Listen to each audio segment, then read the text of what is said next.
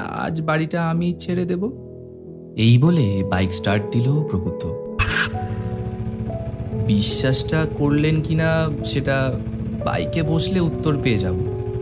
আর যদি না বসে চলে যান, ভাবো আপনার পেছনে আরো কিছুদিন খাটতে হবে।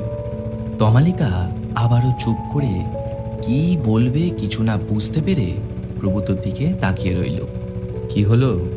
তমালিকা আর কিছু না ভেবে বাইকে উঠে বসল।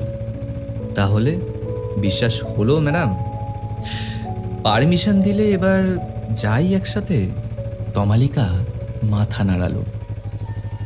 ওদের সারা জীবনের রাইডটা বোধহয় আজ থেকে আবার শুরু হলো। ভালো থাকুক এইভাবে পৃথিবীর সব ভালোবাসা।